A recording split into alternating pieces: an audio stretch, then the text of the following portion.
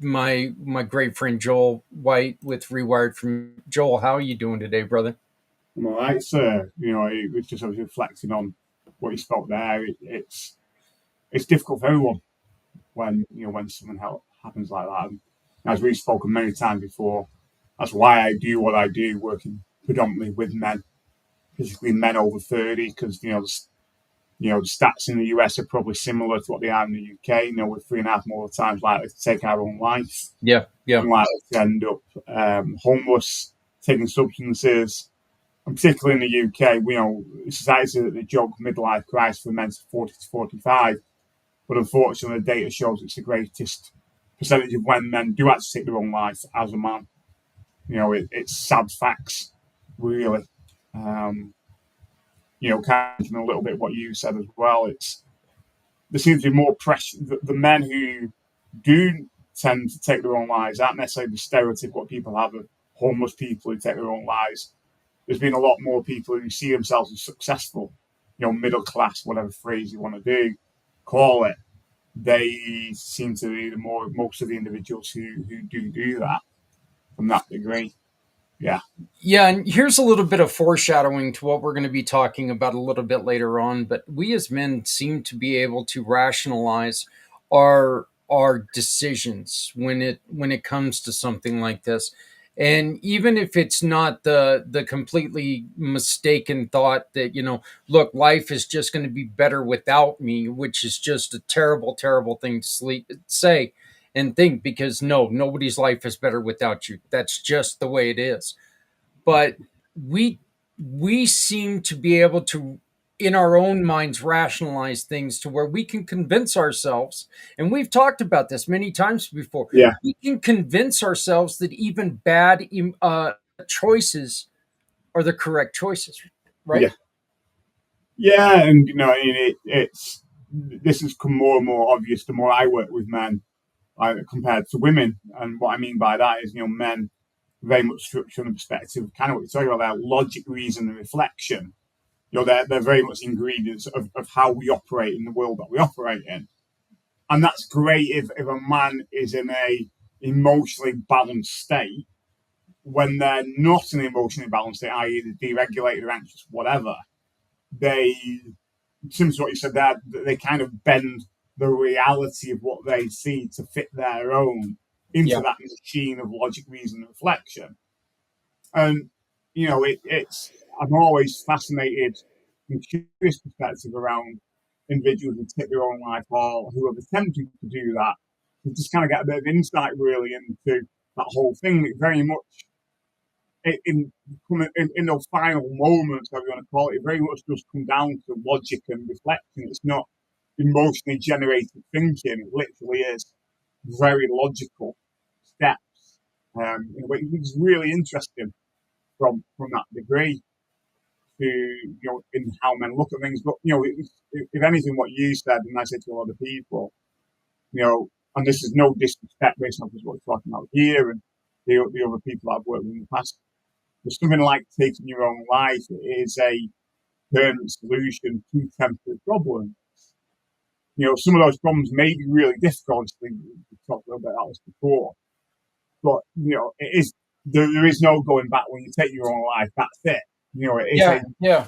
It is a permanent solution. And obviously, I don't know what's been going on in the US, but it keeps coming around in the UK. This whole thing around not necessarily about taking your own life, but how that links into euthanasia. The medical condition practice, and there's always been that fine line in the UK. Is it more towards if the law allowed it would be euthanasia, i.e., assisted death, or is it actually taking their own life? Does that make sense? There's so many facets within that decision making process.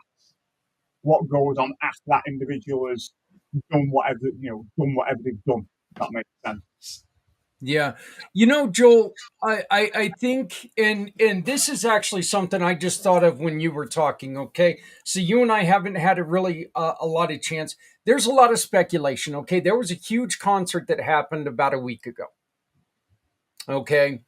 You over in across the pond should be very aware of this. It was the farewell concert of Black Sabbath. Yes, It yes, was a huge concert to Ozzy Osbourne for yes, Ozzy Osbourne, and there was a lot of talk about the end of life of Ozzy Osbourne.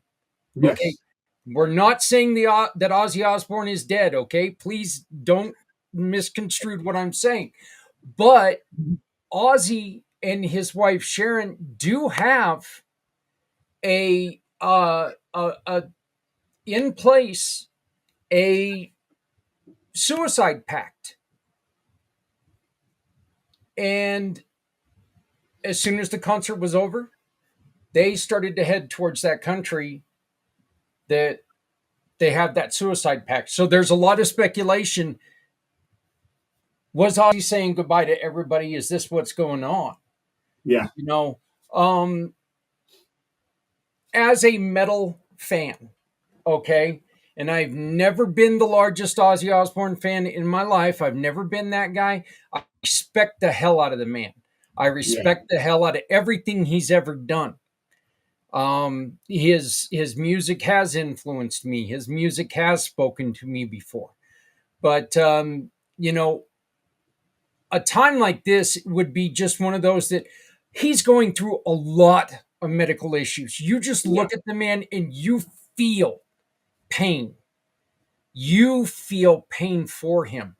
But this is the kind of time when it would really be nice to be able to walk up to him, stand up to him, and say, please don't let go yet. We don't know what's going to happen tomorrow. We want to make sure that you're still here, because who's to say that we don't come up with a miraculous cure for everything in 2 days from now? So, we really want to make sure that people are still around, and we've really got to open up and try to, I guess, give hope for people. And the words give hope are to me, they're a little difficult. I don't, it doesn't sound proper to me, but rebuild hope, I guess, is a better way for me to put it. So I don't know what happened to Joel. I think you went chasing after a cat or something. So well, I saw his chair move. So either he sat, or he's still there, or there's a ghost there. But yeah, I just want to say, from all of my heart, first off, to my friend, I will dearly, dearly, dearly miss you. I will deeply miss our conversations. Um and uh, i i do wish you the best, and to your family, to your friends. I love you all, and please know that we're here. To Ozzy, say somehow you get to watch this, thank you for everything that you've done, but don't give up yet, man. Don't give up. There's still life to come. And you know, nobody said life was going to be easy, right? No, and apologies, Daniel, if I speaking about family. I had to just do a side issue with my son that's come up. So it's kind Ah, of coming at that point. So yeah, family comes up when you don't expect it to sort yeah, it's out. kind of like my dog right there. Well, my dog doesn't compare to your son. Don't. Still your family. It's still Yeah, family. he's still a pain in the butt. That is true. It's still, like I said, it's a really difficult one. You can never understand what somebody's going through unless you're going through it yourself. But even then, you'll never understand it because Right. everyone's different from one person to the next. And like I said, I'm not here saying, you know, taking your own life is wrong, and I'm not here to say taking your own life is right either. It's there's so many factors that come into play for why people make decisions that they make. You know what I mean? And for me personally, I mentioned in the past, I've attempted to take my life on two occasions, and again, there were so many factors, within that, around that degree, that led to me getting there in the first place, and led to me why I didn't follow through on that coming out the other side. But they weren't focused around, obviously, a bit what touching on here. You said about Ozzy Osbourne and the person you were referring to before. There wasn't anything going on about a deliberating health condition, those are completely different aspects for what an individual has to obviously manage and deal with and take into account. And, again,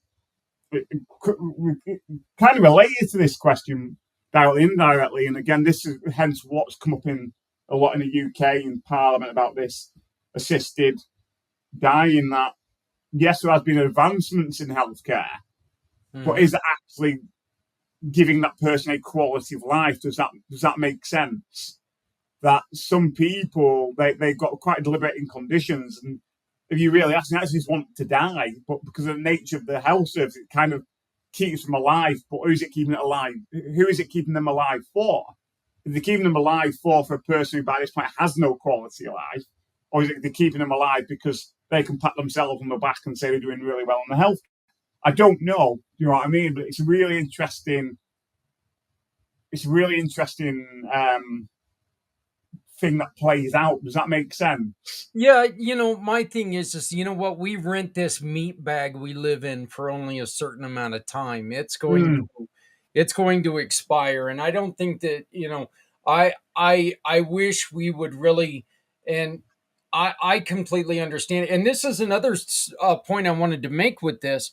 Look, there's a huge misconception that a lot of people don't know, Joel, that suicide is not more prevalent in your late teens to early 20s. That's not when it's most prevalent. It's most prevalent from 60 up. And that's because that's when the body starts to break down. That's when pains happen every day of your life, which scares the holy heck out of me because I wake up every damn day in pain, Yeah, because of the motorcycle accident, because I've treated my body like a punching bag. It's, my entire life.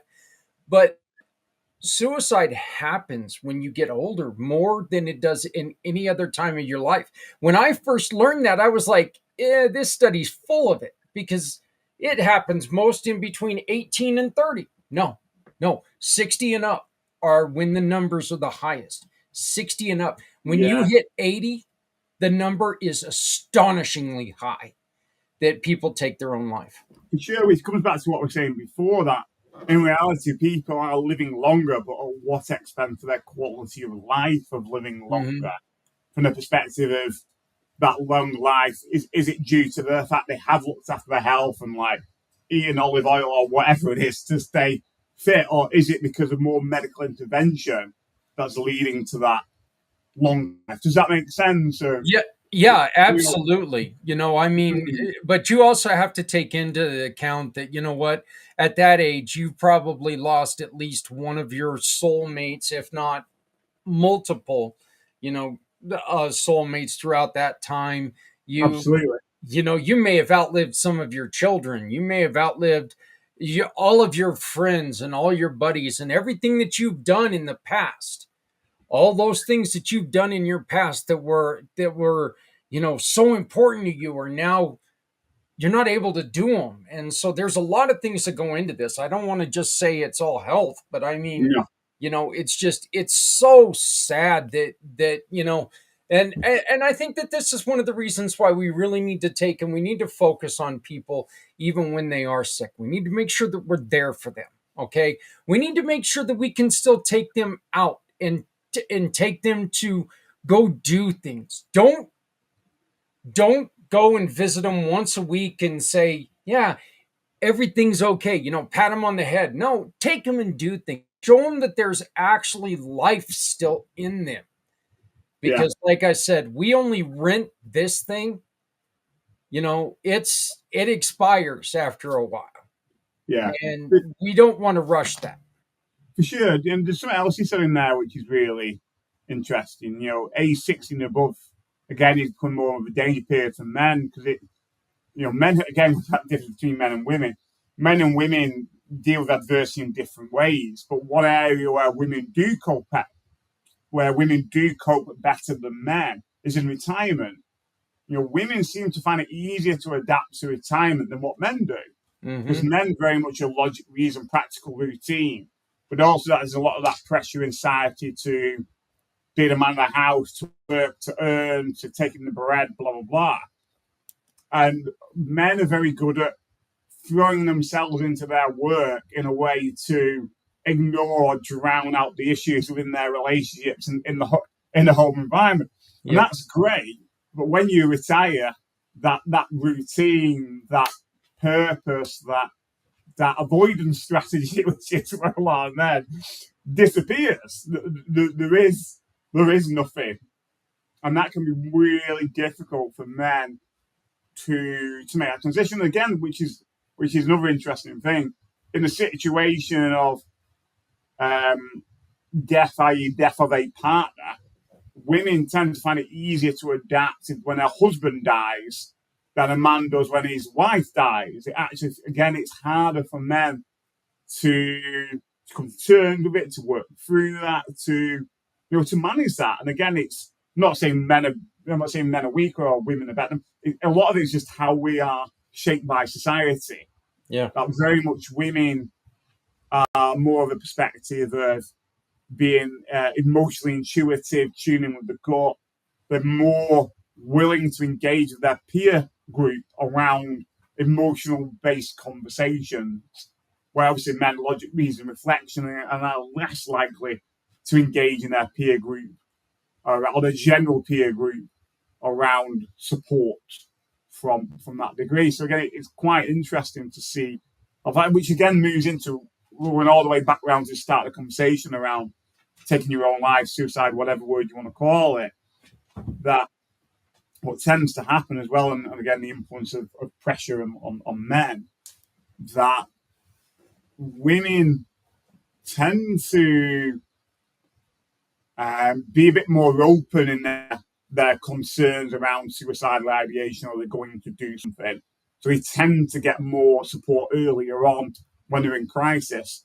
And women tend to go for the more internal methods, as it were, of attempting. So that is usually overdosing or cutting the wrists.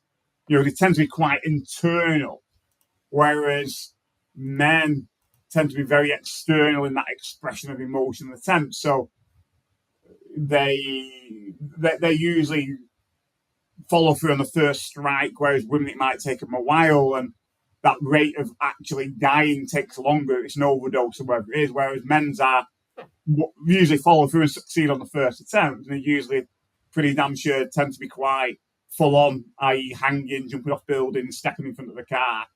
It tends to be pretty full force, if that makes sense. And again, I'm pleased when people listen to it, don't think that I'm an expert on this and I'm pretending that I am or not. I'm just kind of getting some ideas out there, because if anything, what we don't talk enough about over here, Zach, is around these topics. You know what I mean? They are, although they might not be easy conversations to have, they're important to have them, because I feel the more you normalise around this, the more people are willing to talk about and perhaps come forward and share their experiences, and more likely the ones who are also struggling as well from that degree.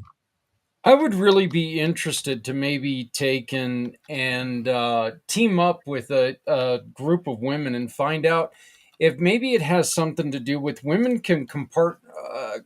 If a woman can take and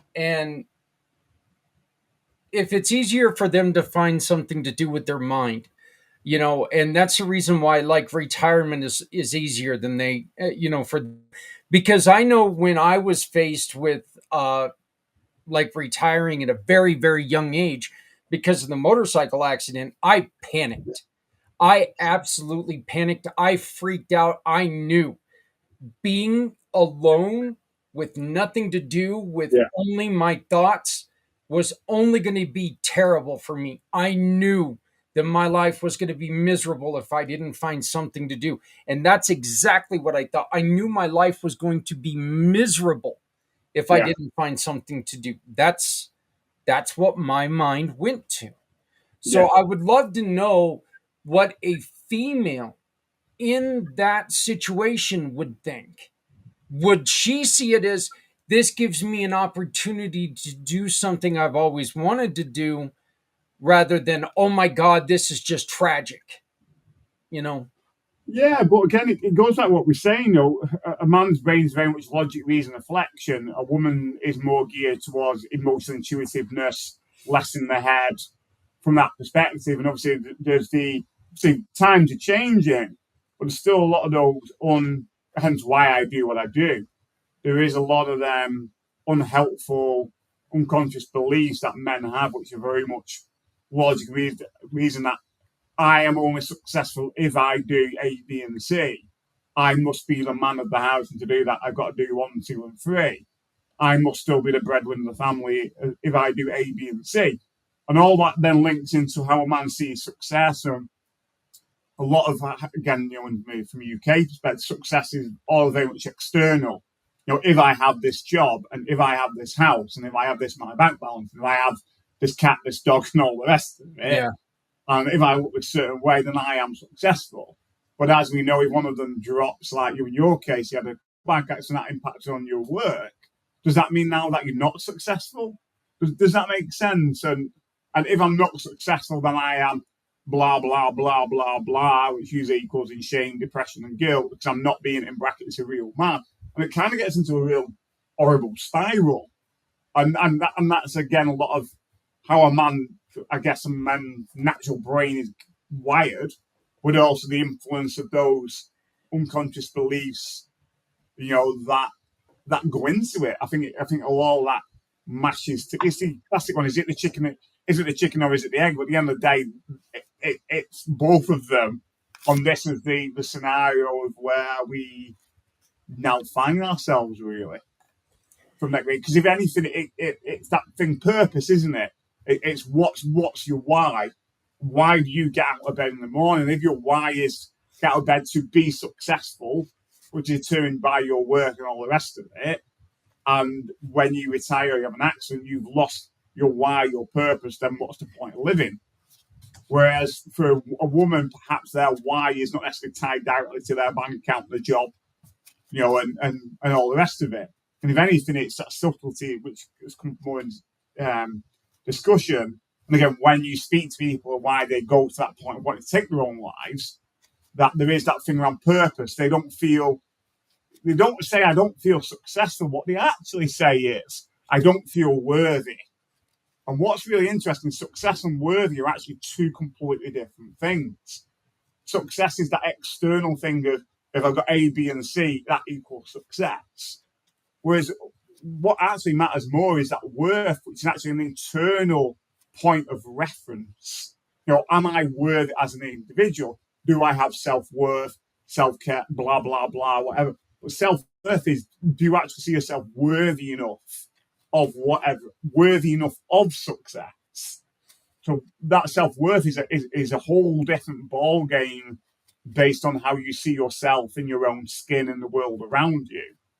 You know what I mean? If you have a job and great, blah, blah, blah, then you still got self-worth. But if you lose a job and whatever, you still have that self-worth because it's your personal choice of an internal compass, isn't it? An internal reality Yeah. that that only you create. But unfortunately for a lot of men, they start to lose sight of that at 5, 7 years old, where they're told to man up, don't be selfish, look outside of yourself, equals success. When really it should actually be, well, actually, start on the inside first. Sort that out first, Right. and then everything Oh, else would I, work out I, more better. I hate that term, man up. Oh, I hate that term. It that's one of those terms that just. But Yeah, this actually brings in one of the you found a really cool networking group that you've been going to, and what you were just saying, that the way that I just portrayed what I went through after the motorcycle accident, it could have had a lot to do with I was the breadwinner and all of a sudden I'm not. yeah, You know, there was a just a cataclysmic change to where, 80 hours, I'm working 80 hours a week every week. I'm working 14, 15 hours a day every day, every day. So all of a sudden I'm not. my self-worth was gone. Yeah. Not only that, but hearing that I wasn't eligible for food, to get help with food around the house because I made too much money last year. That just, it's like, oh my God. So I worked myself into issues. There was so much stuff thrown at me as a man, and none of it was positive. Everything I saw, where again, a lady may see it as an opportunity to do something. I saw it as, oh my God, danger, danger, danger, danger, danger, when women can see it in a different way. Yeah. And potentially, we're not saying women do, because I'm guessing obviously some women would struggle with Oh yeah, that. not That's just, look. Not every man's going to see it as, oh, woe is me, woe is me, woe is no, me. no, not at all. But then we go into that, how the man's logical brain works, and what you made reference to there. What I do is, I empower men in business, usually around the age of 30. First, I'll become aware of those unconscious beliefs that are holding them back. And they do tend to come from three areas: that, money, work, relationships. I've noticed over the shows that we find ourselves surprise talking about these three areas because they have massive impacts on men and how they conduct their lives. And then, what I do is I empower those men to rewire those unconscious beliefs at the root cause without the emotional story in 30 days or less. So, that's a bit of a plug about me. But I guess where I'm going with this, of the three areas, what seems more and more apparent where more issues lie for men are in relationships. And those relationships are either it's friends, partner, children, whatever it is. Those are all types of relationships.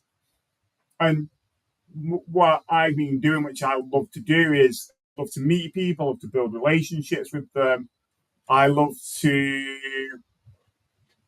get to know people more than anything else.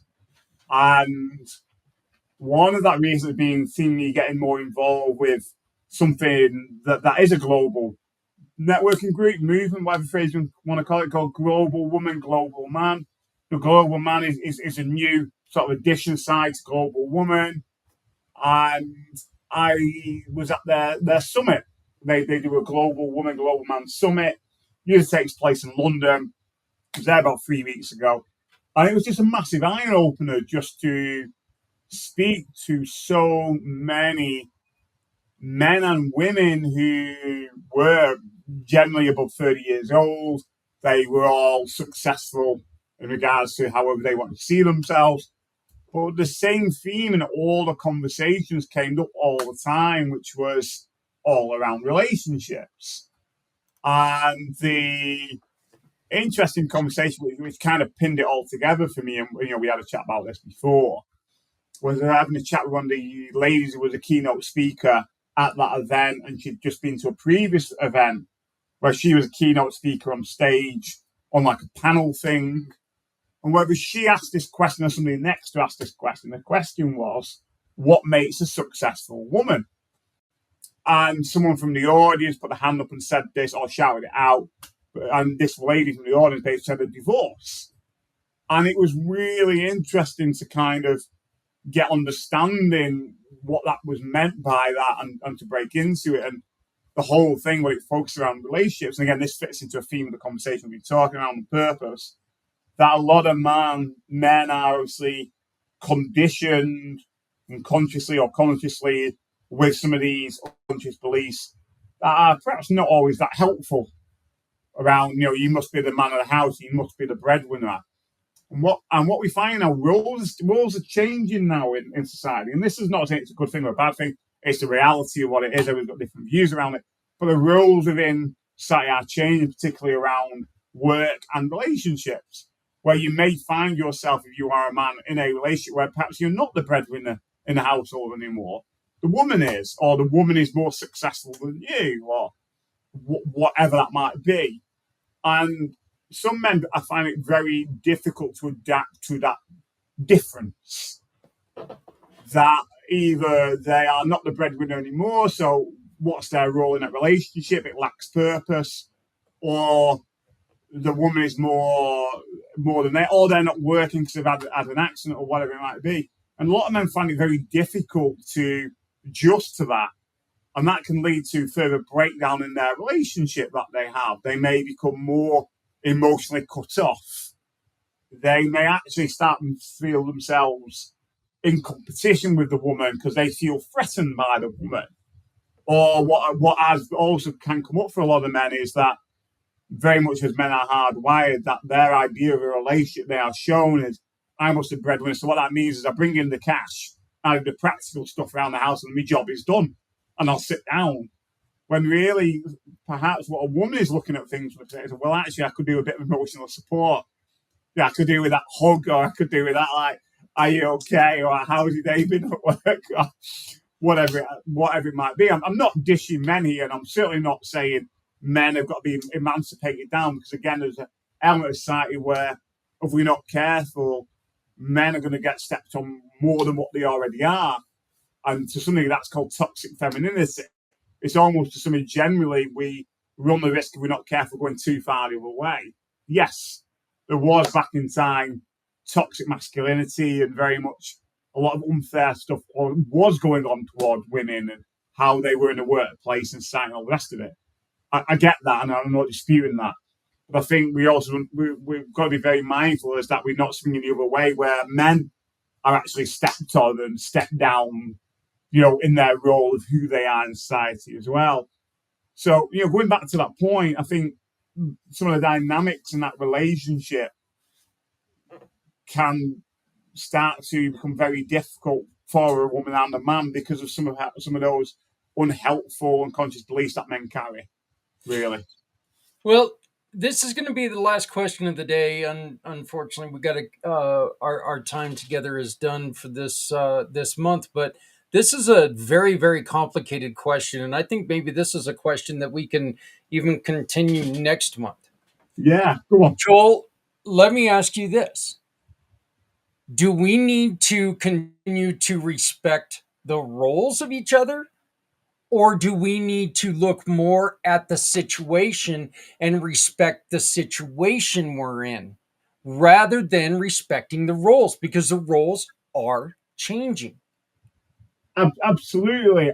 I think if anything, I think it actually goes a deep level of why we turn up as we are, i.e., hence what are the unconscious beliefs that we are carrying that may no longer serve us in the situations that we find ourselves in.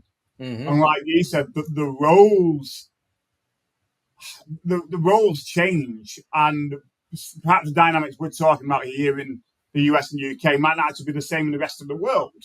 A lot of it is influenced by society's take on what is normality, and I use that loosely, and what is You have reality. to. So again, big marks around both those words. So, and I'm thinking anything what it drills down to is, again, there's a whole piece in here around which we also run the risk into, that there is this whole push for men and women to be equal. And I actually think it's a very dangerous rhetoric to push, because men and women will never be equal from the perspective that we are physically, biologically, and mentally different. Regardless, when you throw into the mix unconscious belief systems, there's lots of factual scientific evidence to show that. And I'm not here trying to cause controversy. I can only go off the facts of what I know from my perspective of man and the conversation I have with women. What it's more about is actually coming to that place of awareness and understanding of each other, and how can we accommodate each other and respect each other in our differences. And that, for me, is different than being equal. Do you know what I mean? Yeah. It's all about that respect of each other's differences and how I can land. And, this gets into the whole thing about what is compromise. And people who think compromise is 50-50. Well, it's not. A compromise is not necessarily 50-50. It might be 60-40, it might be 20-80. But if both parties within that are happy and healthy in whatever that decision has been made, then that's all what matters. When there's nothing that can be seen as abusive, then if both parties are happy with that, then it's okay. but it might naturally see as people from the outside see it as, well, it's not 50-50, so it's not compromising, it's not equal. But if both people in that relationship are happy and healthy and there's nothing abusive going on, then everyone's a winner from that. Does that make sense? Oh yeah, very much. Look, here's my thing. You may be able to, guys. You may be able to bench press a freaking Volkswagen Bug, okay? But she can pop out a pup. Just saying, she wins. I don't give a damn. She wins. Joel, how did people get a hold of you, my friend? I love it how you put things there. So how people get hold of me is literally what's on the bottom of the screen here. www.rewiredformen.com. Check out my website. You got my email address. If you go on my website, on my little, which hand is it? On the QR code here as well. If you scan that, what you can do is you can download a free gift from me, which gives you a bit more insight into the classics where men find themselves either always running or going quietly numb, basically. You've also got what you've put up there as well, Zach. You've got a load of information there on my community pay it forward partners page. If anything, what we say every month, we would love to have more feedback from people, questions, challenges. If you don't agree with what we're saying in here, it's a load of poo, please tell us and be willing to come on and tell us, because we want your input. We want your interaction. We want your questions. Go for it. Yeah, and ladies, please, if there's something that you have a question about, or if there's a comment that we say that you're like going, you guys are a little off base, let us know. That's what we're here for. We're here to investigate. We're here to try to help. So, and there's no harm in a healthy discussion. None whatsoever. So, Joel, another great job, another great episode. I love this. I appreciate it. We will be back again sometime next month. We're going to continue to do this because, honestly, this is one of my favorite. This is one of my favorite times, just because we're able to discuss a lot of things. But Joel, I greatly appreciate it, my friend. We will see you next month. Absolutely. Thank you very much, Zach.